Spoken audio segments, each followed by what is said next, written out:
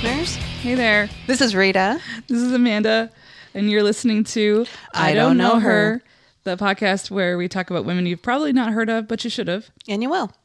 I wanted to bring up something I had prepared to talk about last time. Have you watched any or heard about Surviving R. Kelly? I have. I think we discussed it a little bit, but I have not watched it. And I think you watched it, didn't you? We finished the entire thing. Okay. And it's really tough to watch. And it's very upsetting. And it's a testament to how willing we are to let powerful men do whatever they want to girls and women. And particularly in this case, to young black girls. Women of color, yeah. Or particularly black girls, yes. For the most part. A couple of his victims were not black girls, but by and large, that's who he preyed upon and continues to prey upon. Mm-hmm. You know, and it was really upsetting to watch it. And I got done and I thought, like, okay, I was really upset by this. I can't do anything about it. I'm not a law enforcement person. Mm-hmm. What am I going to do with all this anger and sadness and this? I was like infuriated. I had rage. Now, was this a movie or was it? It's a 6-part documentary. Okay, it's a 6-part. Got it. Thank you. It's a docu-series made by a black woman named Dream Hampton. And so I got done and I really was just really overwhelmed with this. And I thought about it every day. And so I did find something to do about it, which I wanted to share with our listeners, which is that there is an organization called Color of Change. You can go to their website at colorofchange.org, and they have a pledge to stand up for black women and girls. You can donate money to their cause, and they have been working on Mute R. Kelly and things like that. So if you're interested and you want to just find a way to support young black girls and women, I would highly recommend hitting up colorofchange.org. Does this go to like programs that are like education based or like kind of self-esteem based? Like we have locally Girls Rock, which is like music oriented, but more about confidence in yourself. And it's more like not necessarily like a political nonprofit, but I would say more like that. Okay. Like today I got an email from them because there is a female city attorney. Okay. First black woman to ever been put in that position, and they're trying to impeach the police union is trying to impeach her before she ever even takes the oath of office. Whoa.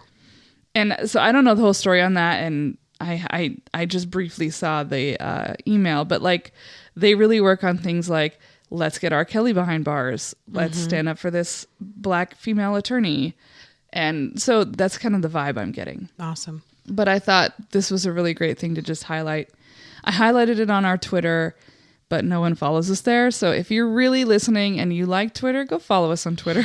Go for it. We put good stuff on there. Promise. Yeah. Well, not really. We're not great on Twitter. Instagram's where it's at. I don't even tweet. Yeah. I had a personal Twitter and I just never. So I have a friend, Amos Mack, who is this incredible writer and producer and all of these other things. He lives in LA.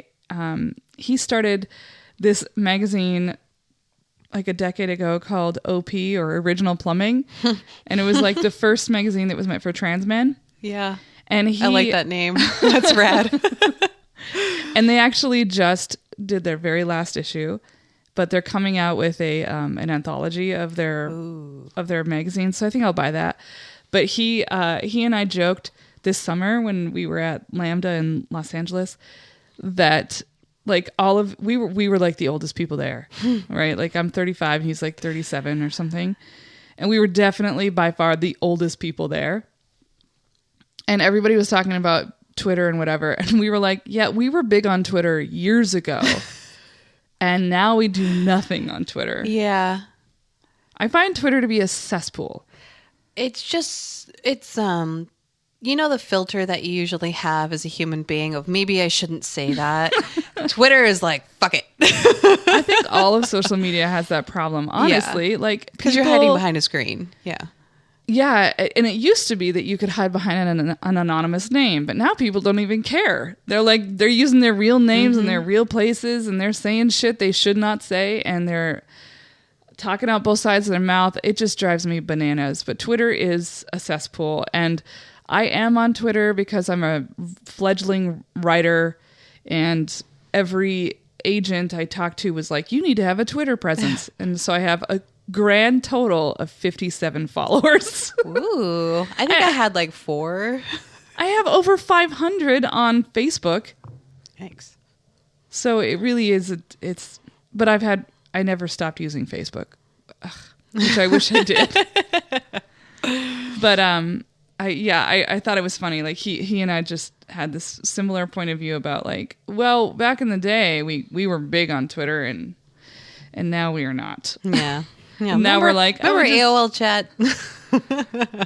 I try to every once in a while, but it's not my thing. No, not mine either. I'm more of a Instagram person. Yeah.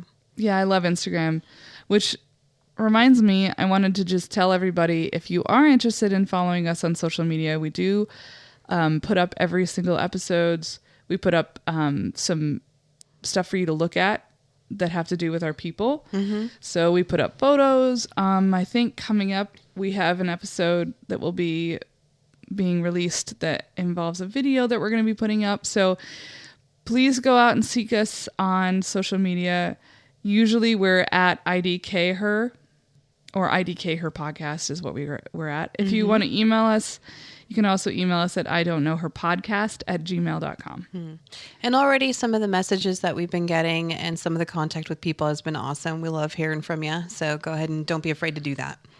And a few people have been suggesting women for us, and that's great. I have a long list of potential subjects, so that's cool. And we also have a website, and so that's idkher.com, and you can find some things about us. There's a lovely picture of Rita and a selfie because I got nothing. She looks awesome in it. Whatever. But I love that you've got this like beautiful professional portrait, and it is so clear. From like years ago. I don't even have that. I almost went through my wedding photos and cropped my wife out. And then I thought, I feel like that might cause a bad omen. Yeah. Like that's like bad juju. Yeah. So I won't do that. Don't Photoshop your wife out. Yeah, so I decided I would just deal with my selfie situation. Which also I think that picture's from 3 years ago. Yeah, someday we should just like go to the park and take some real weird photos of ourselves in black and white, something real artsy. Yeah, that fits with our theme. Okay, so let's get going on our ladies today. Absolutely. I have a question. Is yours a good ender, or? Are we talking like positive note? Yeah, like a little more fun. I think so. Yeah, because mine's a little fun too. Okay. Mine's quite short. Okay. Let's start with yours. Okay. So I'm going to discuss today Susannah Oland. I don't know her. Yay! I know. I'm always terrified in that first 2 seconds because I'm like, fuck, we're going to have the same person or... Just in case you're just now tuning in for this is your first episode listening, we don't know who the other person is bringing. Nope. That's part of the joy, is that we have no idea and we're coming in as blind as you are to the other person's woman. So I am doing Susannah Oland. She created the recipe for the oldest beer in Canada. What? Yeah. I'm excited. So she was born Susannah Woodhouse Culverwell. Whoa, that's a name. Yeah, it is. Yeah, the names in this are something else. I mean, I can pronounce them, but they're long. So she was Susannah Woodhouse Culverwell on February 7th, 1818. Wow. In West Monkton, Somerset, England. So she's English. Okay. Her parents were Betty and George Woodhouse Culverwell. There was not a whole lot that I could find. I went through multiple websites to try to find something on her upbringing. There just wasn't much. So it doesn't really start until she is living in the household of Samuel and Anne Mogg in 1841. So she's about 23 years old. Okay. So she was likely working as some kind of domestic help. Mm-hmm. And what we've seen before with like other women that we've researched, a lot of our women's stories don't start till they're in their teens or their early 20s, which is a shame because you kind of want to know where they came from, where their influences came from. In her case, her story doesn't really start till she gets married to a man. And I was like, of course. Oh, because that's when we start existing. That's right. When we're popping out babies, which this woman did a lot of. Oh, Jesus. So in 1842, she married John James Dunn Oland. This is what I mean. They all have like John 5 James names. Dunn Oland. John James Dunn Oland in Bristol, England. The couple had 9 children together. Whoa. So I'm going to name them. Oh my God, her poor vagina. I know. Her poor whole body. Everything. So they got married in 1842 and their oldest was born the very next year. So they were popping them out right away. On it.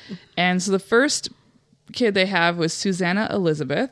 Then the rest followed in succession. We've got John Athelston, Charles Egbert, Ethelred Henry, John Culverwell, Conrad George, Huldah Sarah, Mary Stevens, and then their youngest, George Woodhouse Culverwell, was born in 1856. Very formal names, too. Yeah, you could tell that they must have been pulling on older family names. Yeah. You know, those are not normal middle names. Like Charles Egbert. Egbert. Like you're just sitting there looking at your new baby and you're like, oh, this is baby Egbert. Like, no. How about Huldah? That's very German, I'm thinking. But they're English. Oh, I don't know. Anyway, lots of children, all 9 of them. All right.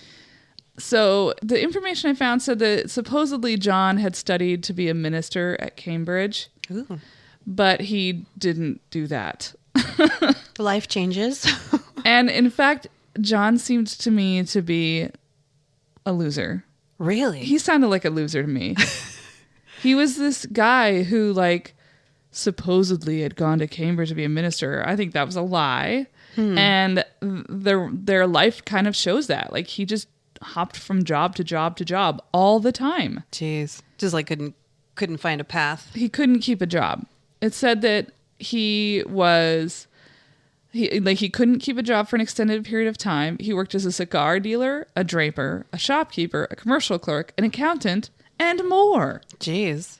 And this is all in the same area, probably? Like they're not moving around and stuff? They do end up popping around a little bit. So I'm not going to talk about every place they lived because they did move a lot because he was constantly out of a job. Jeez. They have 9 children. So, but they don't have 9 children yet, I should say, because by the time the family is completely financially insecure, they end up filing for bankruptcy in 1844. So they've been married for 2 years. Wow. I didn't know you could file for bankruptcy that early on. I know. I thought that was interesting. Huh.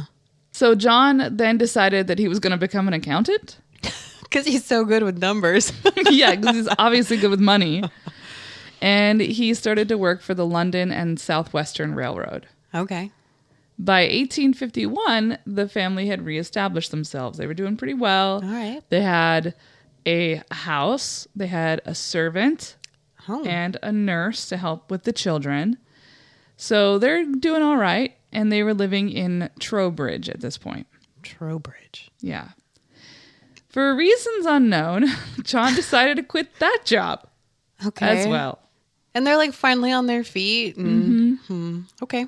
So they decide to quit. He decides to quit that job and that they're going to become a farm family. Okay. Well, they got enough children for it at least. True. Yeah. Yeah. You can't really run a farm without lots of kids. Yeah.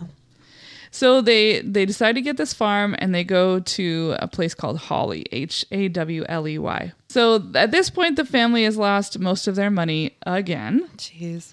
So John, like they own this farm. The farm isn't doing great. Probably because they don't know how to farm. I was going to say, they don't. Yeah, they're not like legacy farmers. So John's like, you know what I'm going to do? I'm going to move. He decides to emigrate to what was at that time called British North America. Okay. And this is now 1862. They've been married for 20 years. Wow. And we already know he's had like 25 jobs. He's probably not held a job for longer than a year in the this whole time. Okay.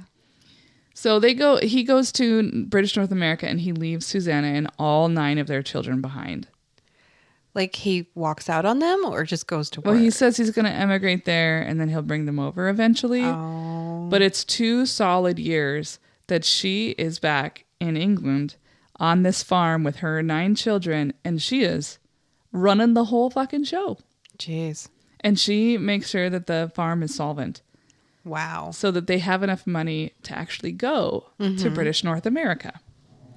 So, sorry, it was 3 years, not 2 years. 3 years by herself with 9 kids and a back-breaking farm. That's right. Jeez. She was a tough lady. Yeah, sounds like it.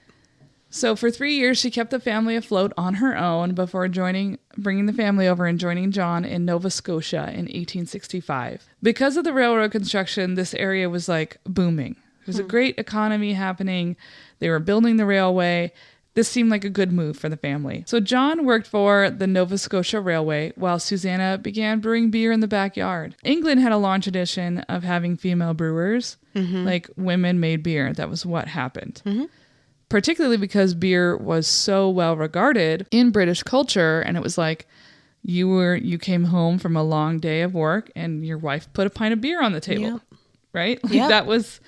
So it's interesting now because obviously Rita and I don't know if we've mentioned it in the podcast, but we have a big background in the beer industry. We have, yeah. Mine on the sales end of it, probably about maybe 8 or 10 years under my belt now. And Amanda as an owner-operator of a company that's a beer-based business. around a beer-based business. Yeah. So, and obviously I'm a big beer fan. Yes, ma'am. And Abby, my wife, was an assistant brewer for years as well. So, and she was like one of 2 in the entire city. And it was a rough go. I mean, things are getting a little better. The brewing industry is being a little bit more female friendly, but man, it was a rough go for a while there. I'd say currently now, and probably 8 or 15 years ago, it's highly male dominated. Yeah. And it's even hard being behind the bar as a female selling it because it's mainly male clientele, a lot who are very cool and a lot who are not.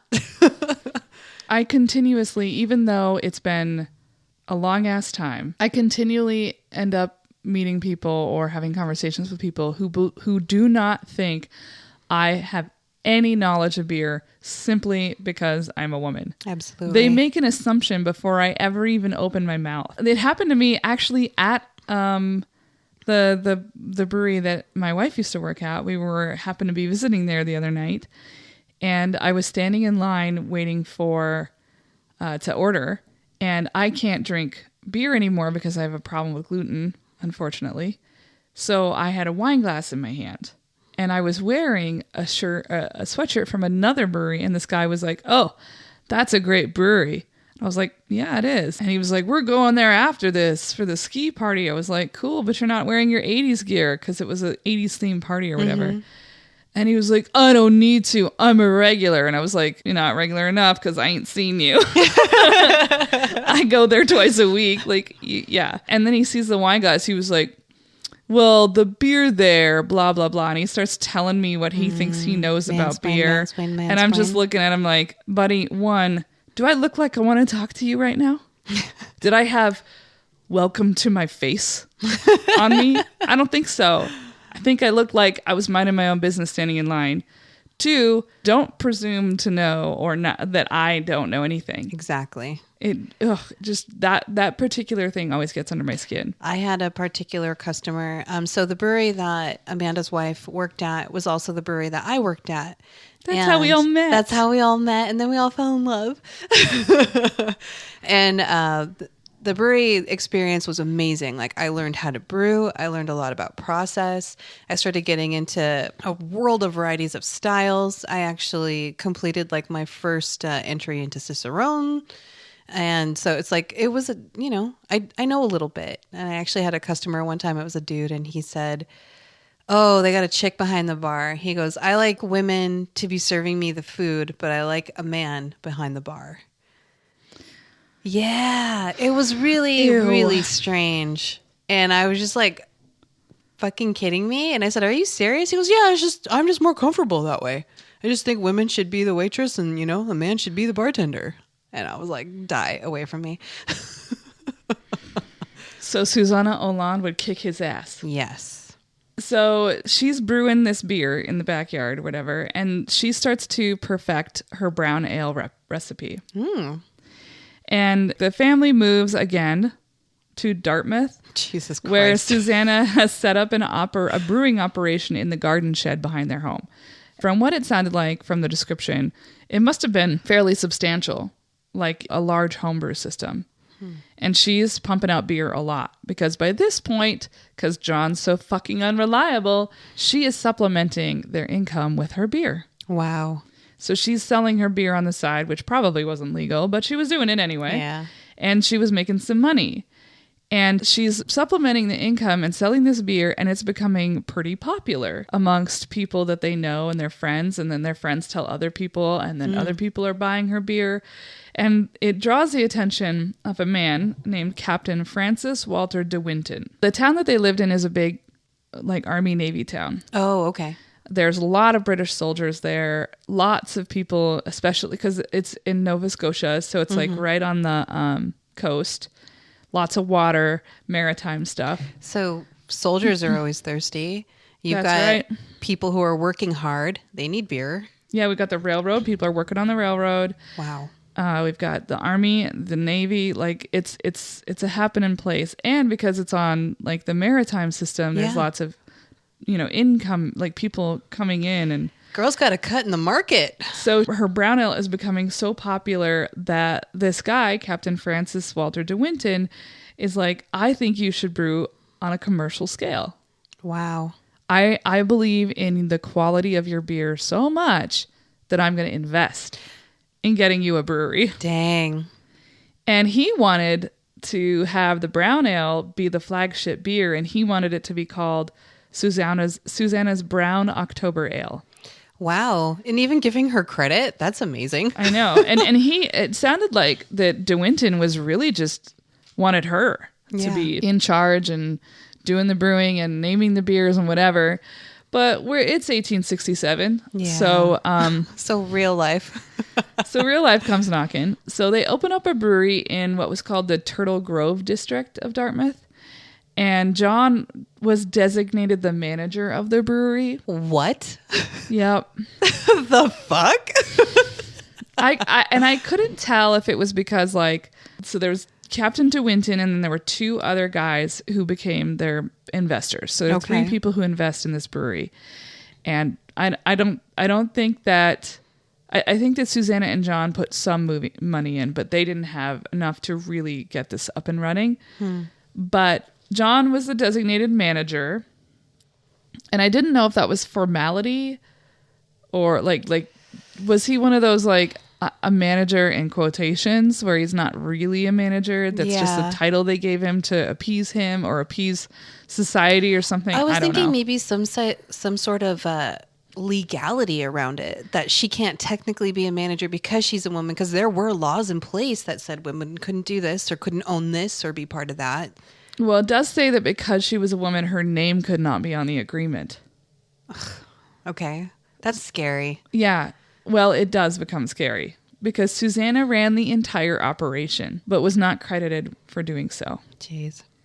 So within a very short amount of time, this brewery, her brewery, grew to have 9 employees. And that's a lot. Yeah, that's a lot.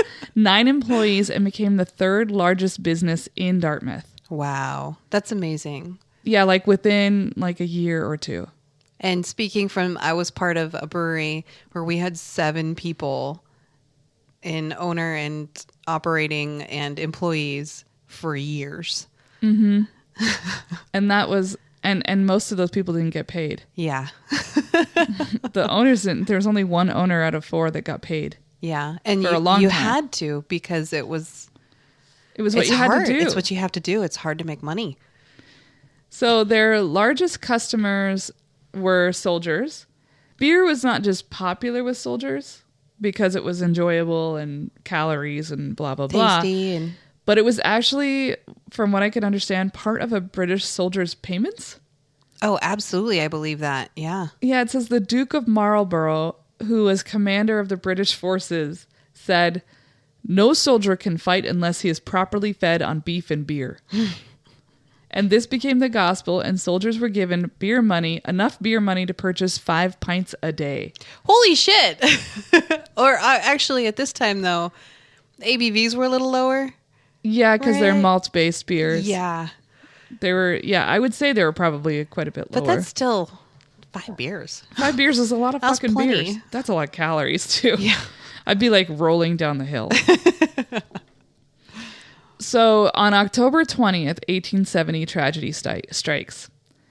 John dies in a riding accident. And because Susannah wasn't the legal owner of the business, she loses control over the brewery. To make matters worse, her biggest champion and investor, Captain Walter de Winton, had been transferred to Gibraltar. Oh, jeez. And the other 2 investors sold their shares to this guy. So she's shit out of luck. So this other guy takes over. I think his name is George Fraser. I didn't write his name down. He takes over and he renames the brewery in honor of their most loyal customers and calls it the Army and Navy Brewery. Even though she has no stake in the business, Susannah's like, I'm still going to work here. Mm-hmm. So she kept working in the brewery along with her sons. At this point, she's starting to bring all of the boys into the business. Oh, wow. I'm not sure why the girls weren't involved, but she had all of her sons involved. So over the next 8 years, the brewery was destroyed twice by fires and rebuilt by Susannah. Wow. Ain't nothing keeping her down. No, and she doesn't own it. So she has literally nothing but a paycheck keeping her involved in this and invested in this. But she's put so much hard work, and it's really her baby. And it's really hers. Yeah. So should we have some luck? Yes, please. In 1877, Susannah lucked into an inheritance after a relative of hers in England died. And she was able to buy out George Fraser, the owner, and she began operating the brewery under the gender-neutral name S. Oland, Sons and Company. Nice. She intentionally hid the fact that a woman ran the brewery. Yeah. We would have to. So she began training her sons to become brewmasters in the hopes that they would eventually be able to take over the business. And things went smoothly. She worked at the brewery for the rest of her life. She died on March 24th, 1885, while spending the winter in Richmond, Virginia. And she left control of the brewery to her youngest son, George, with provisions for her daughter, Huldah. So I don't know what that meant, with provisions for her. I thought it meant like with some money left for her. Mm-hmm. But it sounds like her youngest son must have been the one that really took to the brewery. So I'm going to continue on and tell you what happened to the brewery. Okay. Because that's actually really cool. George takes over, the youngest son, and he renames the brewery Maritime Malting and Brewing Company. That sounds familiar. Doesn't it? Yes. It'll get more familiar. In 1895... he sells the brewery to an English company and uses the proceeds to acquire a different brewery called Highland Spring Brewery in Halifax. And he buys another brewery in St. John. So now he's sold the original brewery, but he's bought 2 other breweries. That's called expansion. Yeah. So everything is going pretty well.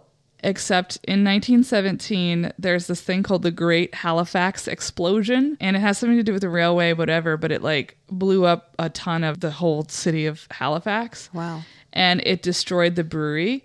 So George transferred over to the St. John Brewery, which was run by his son, Susannah's grandson. Oh, that's cool. Then Prohibition comes along. Oh, God damn it. But they adapted because obviously they come from Susannah's blood and she knows how to get shit done. Not John, though. So in order to make money, they made soft drinks. Oh. And 2% beer because that was allowed. However, they were illegally producing and selling beer on the side, for which they received $24,000 in fines. Oh my gosh. But that still didn't matter because the amount that they made selling beer illegally on the side is what kept them afloat during Prohibition. Wow. In 1928, Oland and Sons, so he had dropped the S. Oland Sons and Company, and he just changed it to Oland and Sons. They bought up another brewery, which gave them a monopoly in all of Nova Scotia. Wow. Yeah. Now, this is where I think you'll know. They renamed their company Moosehead Breweries Limited. Hey! And introduced Moosehead Pale Ale. Oh my God, that's a fantastic beer too. It is currently the oldest independently operating brewery in Canada. The brewery is currently run by the 6th generation of the Oland family. Oh, that's awesome. That kicks ass. I love that. In a 2013 interview with the National Post, Patrick Oland had this to say about the brewery's origin as a female-owned and operated business. We're very proud of that tradition. It's interesting as well that Andrew's daughter, being the 7th generation to have worked in the brewery, albeit as a student, is pretty fitting. That is so well-rounded. I love that. Yeah. That is awesome. So I liked that story, and I like beer. Oh, I should probably tell you where I got my information from. Yes, ma'am. I used Wikipedia. I also used a blog from a brewery called Black Creek Brewery. I used the Canadian Encyclopedia and the National Post. Cool. Yeah. That is awesome. And, you know, beer is always near and dear to my heart. And I work in a tap house even now. And it's fun to watch the process. It's fun to watch the camaraderie with the latest surge of millennials who think because they wear a cabbie hat that they know everything about beer is obnoxious. But, you know, more power to you. You're helping with, you know, sales and all that. I just have a genuine love for it. It's a wonderful craft. I enjoy anything where people are putting their hands into it. Like fully automated systems, I'm like, no, you're losing the magic of having that paddle in your hand. Yeah, I agree. I love the whole thing about brewing. I was drawn to the brewing industry after I met my wife, and we moved. Well, we were in Montana. I had already been going to this one brewery, even though I didn't drink beer at the time. I've been going there with my ex, and really just loved the atmosphere of breweries. And this summer I was having this really rough day when I was in Los Angeles. First off, I had been gone for well over 2 weeks from my home, nonstop. And I was there for a writing workshop, and it was very emotionally taxing, and I'd had a really rough day. And also every single night I'd gotten like 4 hours of sleep. So I was just like spent, emotionally exhausted and really up in my head in ways that were really not helpful. And I went to I was like, I need to get out of here for a minute. And the only thing I could think of to do was go to a brewery. Because I knew that I would feel better if I went to a brewery. Even though I couldn't drink beer. I did, however, and I super didn't feel well afterwards. But it was worth it because I felt emotionally revitalized. Like I just felt like, okay, I can breathe again. This is what I needed. So for me, breweries are safe places. They're places that I go for friendship, camaraderie, for good conversation. Yeah, good conversation. Or when I'm having something really terrible happening, I go there to be, you know, uplifted or consoled. And when I read this story about Susannah, I was really excited because we've forgotten that brewing started with women. Of course it did. And actually I looked at when I was researching women in brewing, there were I wanted to pull out one of these other women that were listed. Yeah. Because it was like, there was like this ancient African woman, there was this like ancient Asian woman. There were all of these like ancient people, like ancient, like when they first discovered grains. When their fermentation was happening in caves, you know. So I really wish I had been able, but I kept clicking on their names and they would have like 2 paragraphs and that was it. I was like, okay, well I can't do that. So I went with Susannah because hello, oldest independently owned and operated brewery in the whole country of Canada. That's pretty fucking great. That is amazing. And it's what a contribution. Still owned by family, 7th. And the last, I love that idea of like, well, maybe Andrew's daughter will be the 7th to take it over, and maybe it'll finally be a woman-run brewery again. Nudge, nudge. Wink, wink. They were very irreverent, though, about her in that interview that I read. They definitely were like, you know, we know where we came from, and women played an important role in this company from the beginning. And they even talked about how their entire quality control is run by women. That's awesome. Yeah. Yeah. So that's the story of Susannah Oland. I really enjoyed that one. Susannah. What a beautiful name. So what do you got for me? Okay. We'll see if you know this lady, if I can turn my information right side up. So the lady that I went with today is Dr. Mary Edwards Walker. Gosh, that name sounds familiar. But I don't know her off the top of my head, that's for sure. The only woman to receive the Medal of Honor. Oh, wow. I know. I was joyed to find this. I was, digging through some stuff and found her name. I was a little saddened to think she's the only one. But I was like, I had no idea about that. I thought there's got to be more than one woman, and there's not. So Mary's the one. So Mary Edwards Walker was born in a town called Oswego, New York. Is it Oswego or Oswego? It's as we go. As we go. I'm thinking Oswego. I know I think there's a Wisconsin town and they say Oswego. Oswego? But I don't know how they say it in New York. No. So she was born there on November 26, 1832. She was born to Alva and Vesta Walker. Alva is her father. Vesta is her mother. She was the youngest of 7 kids. Whoa. I know. So we got some big families here. Got some big families. She had 5 sisters and 1 brother. That poor boy. I'm guessing he got dressed up a lot. I'm guessing he never saw the inside of the bathroom. So the Walkers were a unique family. They raised all of their children in a very progressive household, which was way out of the norm at that time. They demonstrated non-traditional gender roles, and they regarded like all work was to be shared. Very cool. Her father was a farmer and they said a country doctor, which I can imagine means like he didn't have a degree, but he had seen enough and done enough. Well, maybe I don't know. He might have maybe he was like an army doctor or like he'd done medics or something. And then they had a farm. So mother worked with the farm.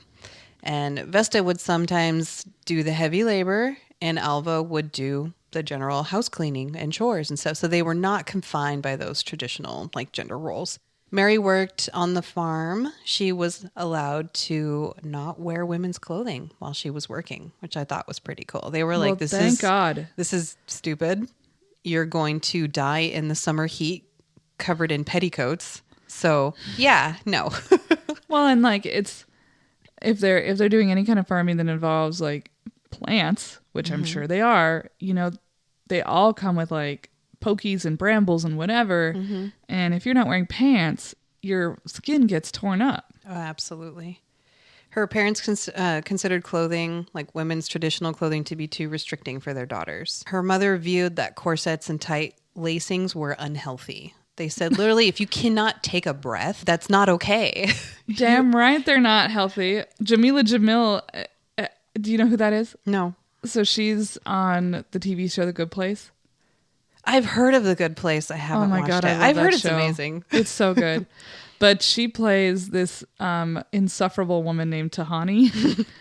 But in real life, she's like super open about her body image and the way she used to look and blah, blah, blah. But she has been currently causing like internet firestorms because she's been raging about corsets because those have come back, right? Like, yeah. Well, they call them waist trainers, but you know what I mean? Like it's called bondage. Yeah. And if it's not for fun, why are you doing it? No, don't do it.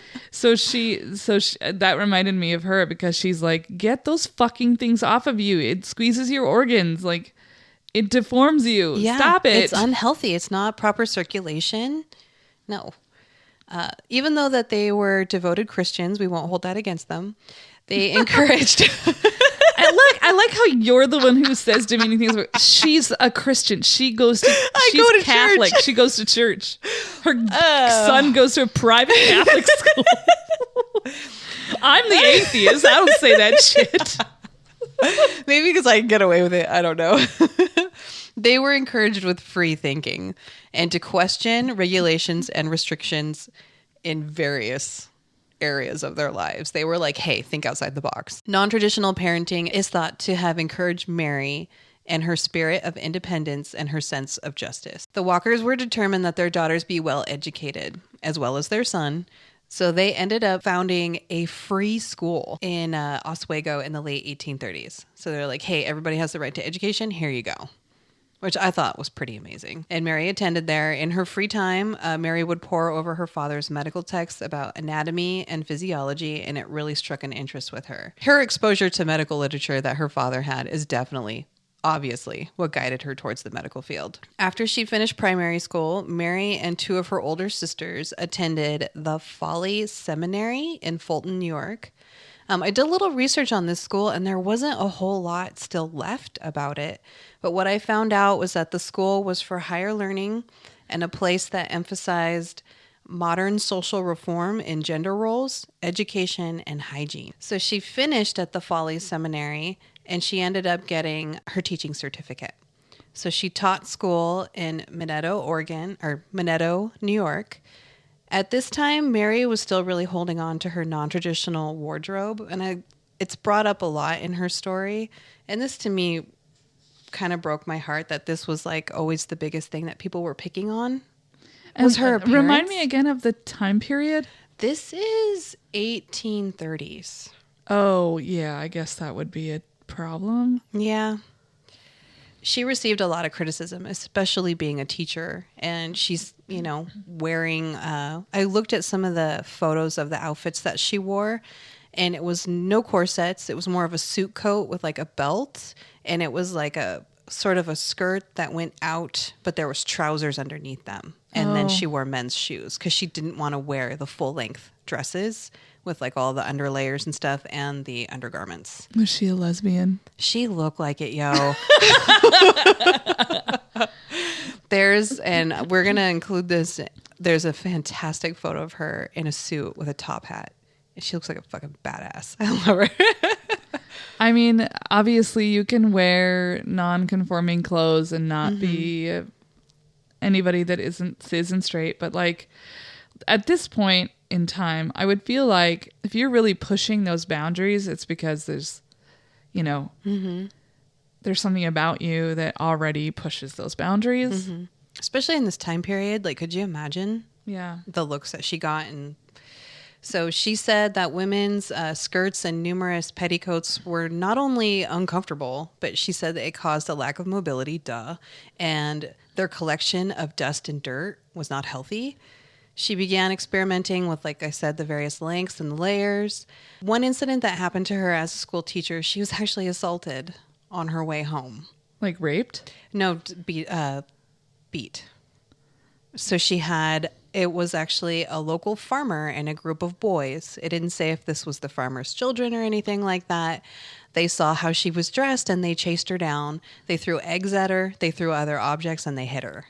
I would not be surprised because at the time they never used the word rape.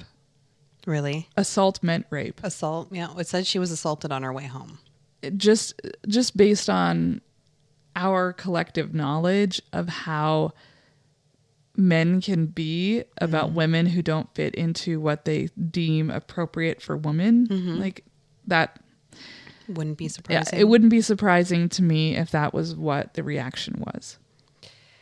This is a quote from Mary.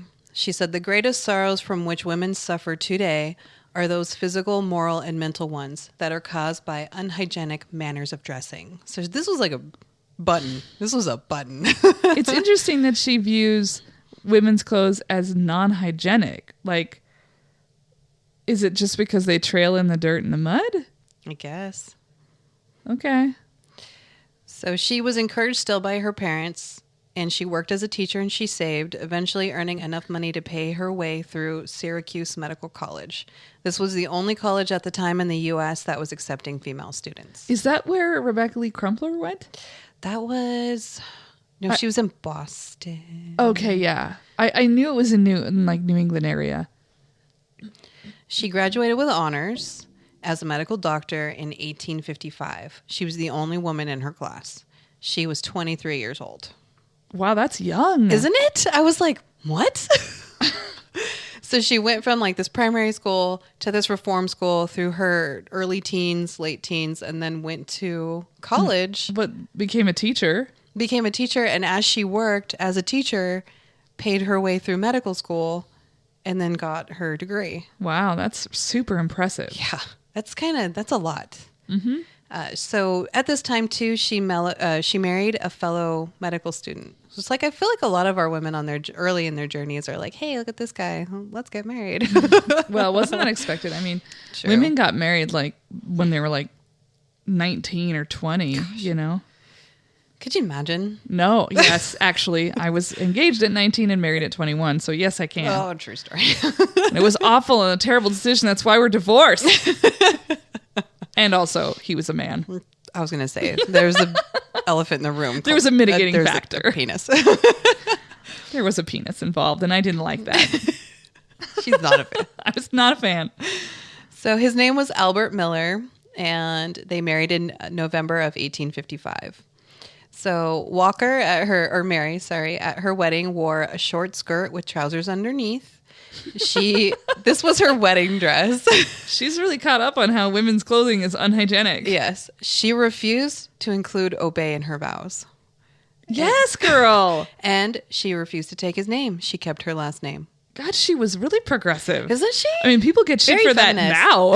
I know. 200 years later. I know.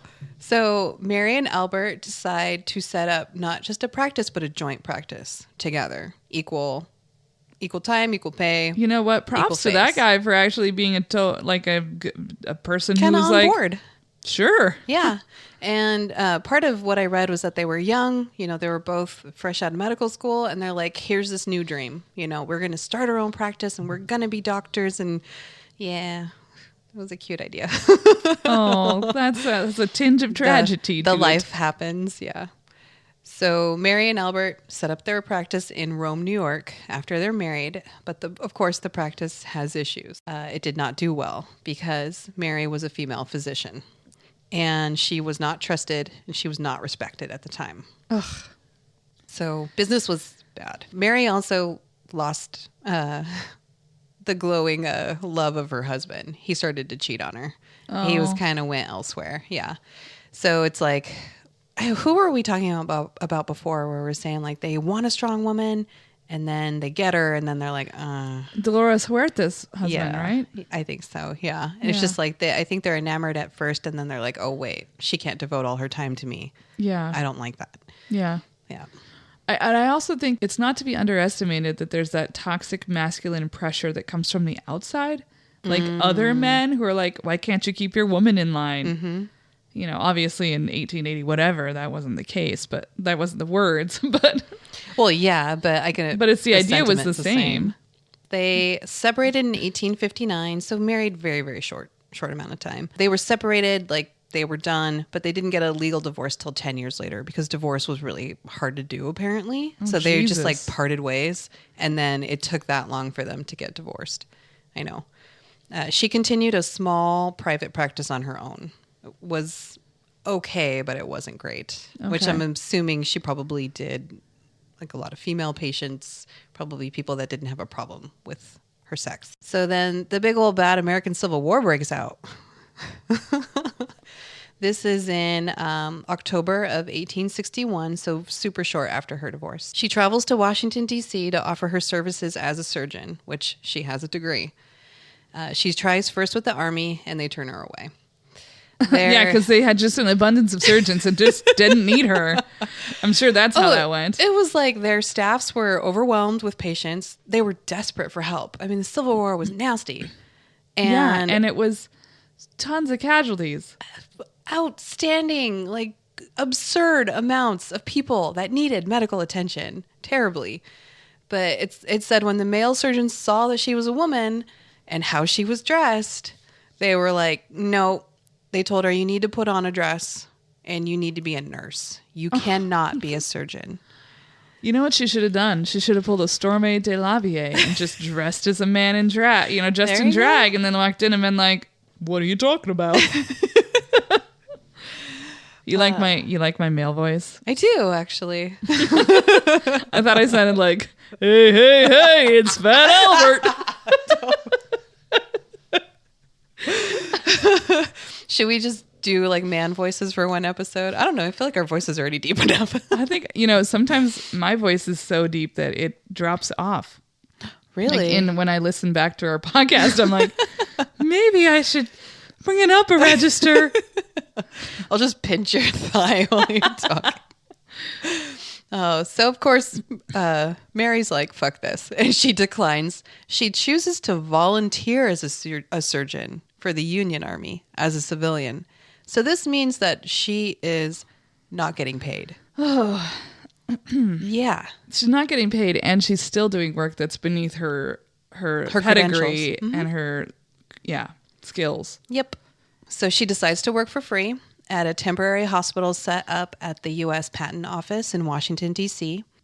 At this time, she takes it upon herself to organize the Women's Relief Organization to help the families of the wounded soldiers who came to visit them at the hospitals. That's really cool. Very. As an unpaid field surgeon, she assisted to the wounded at the first Battle of Bull Run, which Bull Run... Yeah, that's a big no. That was a big one. That was a big one. So I went ahead and did a little research on the wounded and some of the casualties, just to give a picture of what she was helping with. So in Bull Run, there was 1,124 wounded. And if you can imagine, they're not in a normal hospital. No. They're setting up camps and in random buildings. Yeah, it's all makeshift. The shittiest of shitty conditions and hardly any of the proper tools and sanitation. And it was disgusting. Yeah. She was on the Union front lines at the Battle of Fredericksburg, which I remember studying that in school. I did too. On the Union side, the injuries were more than 3 times than the Confederate side. And it was described to Abe Lincoln as butchery. How bad. Jesus. Yeah. She was at the Battle of Chickamauga in Chattanooga. Hopefully I said that right. 9,756 wounded. Holy shit. It was the second highest casualty number after the Battle of Gettysburg. Wow, that's a lot of people. Yeah. And this is where she's doing her... She's like in the thick of it. Volunteering.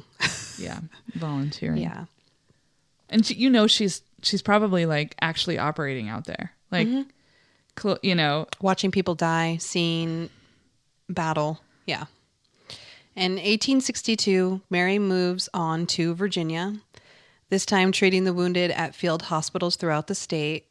And in 63, her medical credentials, they were like, yeah, you're doing a good job, Mary. You're doing quite a bit. I think you really are a doctor. They were recognized.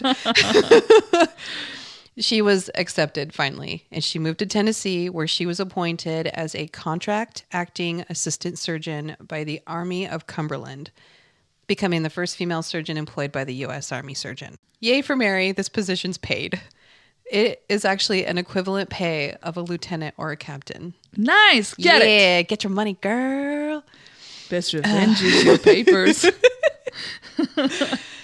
She was also appointed as assistant surgeon for the 52nd Ohio Infantry, in which during her service there, she was documented as frequently crossing battle lines to treat soldiers and civilians. Wow. So she's not afraid. Nope. She was captured in April of 1864 by the Confederates. She was actually held as prisoner and was a POW for 4 months. Oh, shit. I know. And they were like... Seriously? How many times did you study the Civil War in school? And you didn't know... I've never heard of her. I heard of this battle. I didn't know she was there. I didn't know she was a POW. No. I mean, I didn't know anything. She's getting heated. Your school has failed you. So yeah, she's a POW with other medical officers. She's kept for 4 months. They were eventually exchanged in a prisoner of war swap for 4 Confederate medical officers. Mary was said to be quite pleased that she had been traded for a major. I like that because she's just like, ooh, look at that. Look who I got, not even looking like poorly on her situation of like how she contributed. She did suffer partial muscular atrophy from her POW imprisonment, which atrophy is like your muscles become emaciated, right? For lack of movement. It's when you can't move. Yeah. So that means that she must have been kept somewhere confined, like in a small space. Yeah. That's really awful. It didn't say anything of like any really harsh, any kind of mistreatment, but I'm imagining it wasn't good. Well, if her muscles were atrophied, that's all you need to know. Yeah. That's terrible. Mm-hmm. So after she was released by the Confederates, Mary returned as an assigned medical director. So she didn't go back to the field, obviously, because she couldn't. Yeah. This was a medical director at a hospital for women prisoners in Kentucky. And she didn't stay there long. I feel like, it didn't say why, but I feel like it was her physical condition. She probably was pretty messed up. In November 1865, Mary sought a commission for her service. She was like, hey, I did a thing. Can I please get paid? She was living on a disability pension of $8.50 a month. Yeah. I mean, I know that was probably like a few $100s in today's money, but still, that's not enough. And especially how much she sacrificed and was a fucking POW, people. I know. Like, maybe help a girl out. She needs to eat.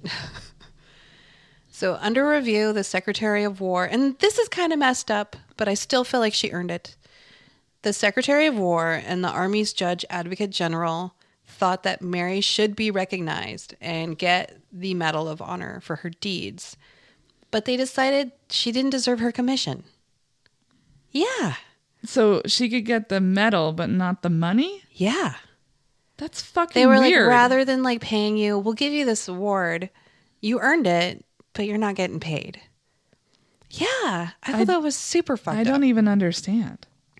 She was given the award by President Andrew Johnson, and even though she was a civilian who had not been a commissioned officer in the military service. That's why she didn't get a commission. That is the reason. Okay. So they were like, technically, if we're going by these guidelines, not recognizing what her life that she put on the line, which was bullshit. So after this, Mary became a writer and a lecturer supporting healthcare issues, temperance, women's rights, and dress reform for women. She was frequently arrested for wearing men's clothing. She was arrested a number of times. Yeah. Wow.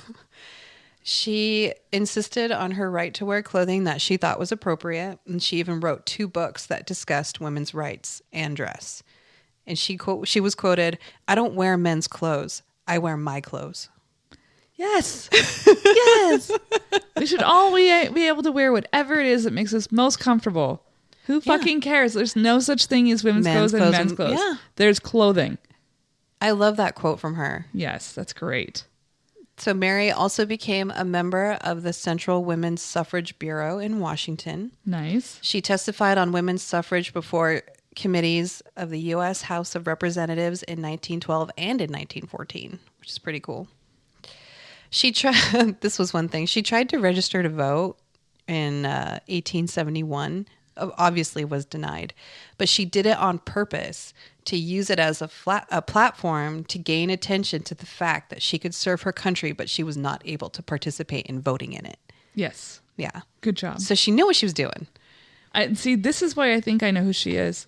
I have this book on women who fought for the right to vote, and I haven't read the whole thing yet, but I went through and looked at all of the names, and I feel like her name's in there. Yeah. I don't. Well, her civilian status kind of bit her in the butt in 1917. They changed the criteria of who could get the Medal of Honor, and Mary didn't meet that criteria, so they took her medal away. What? Yes.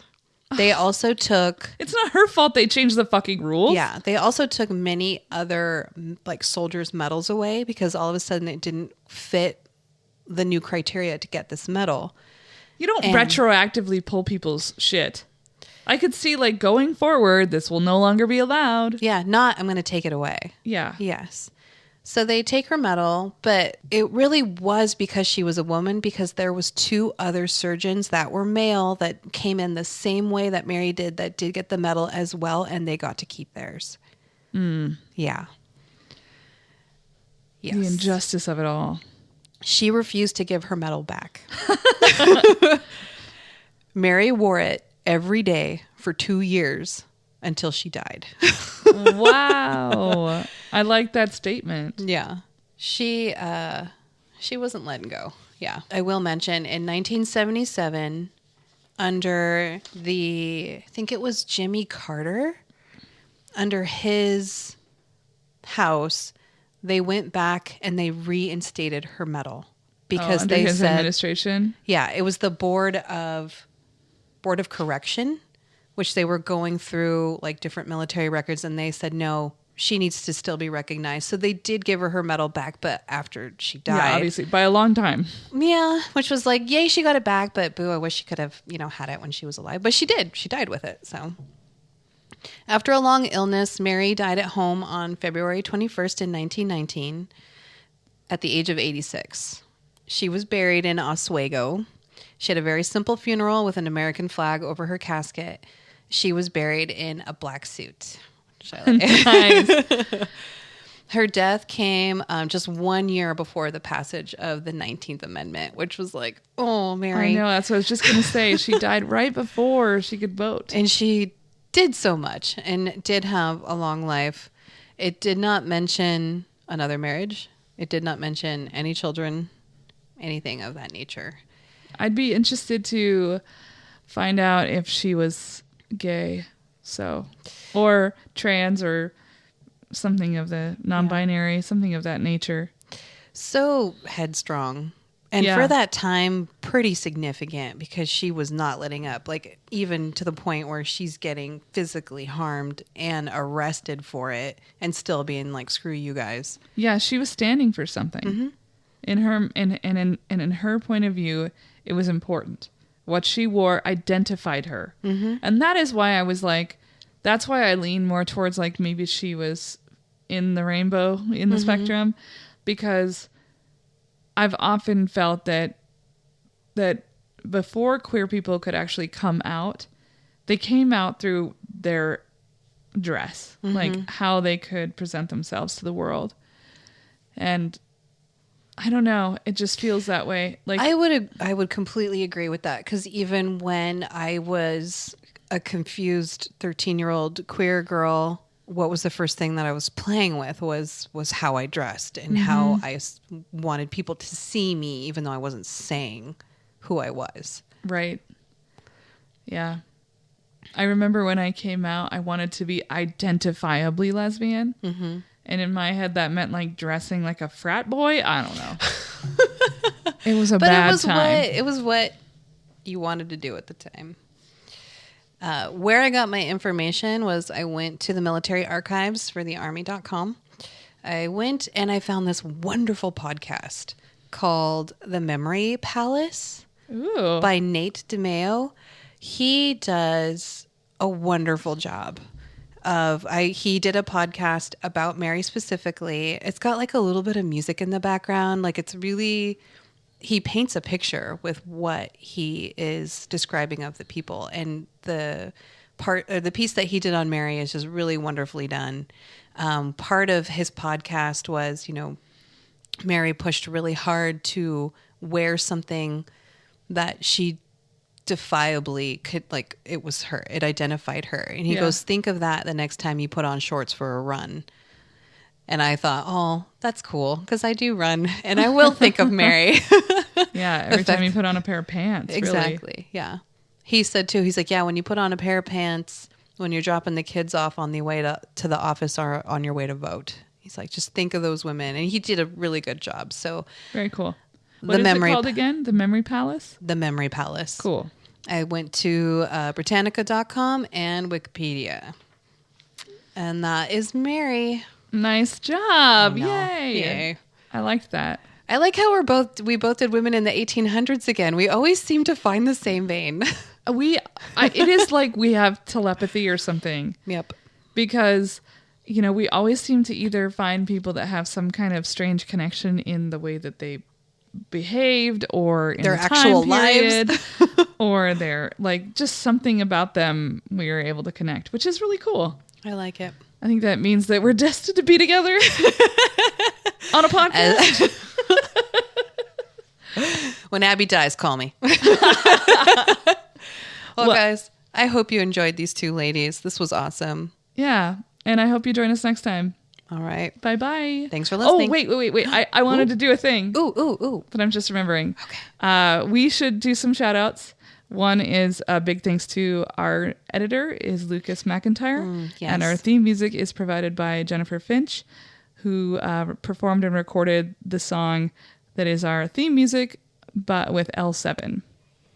You should go check them out. You should. Right now. Bye-bye. Bye-bye.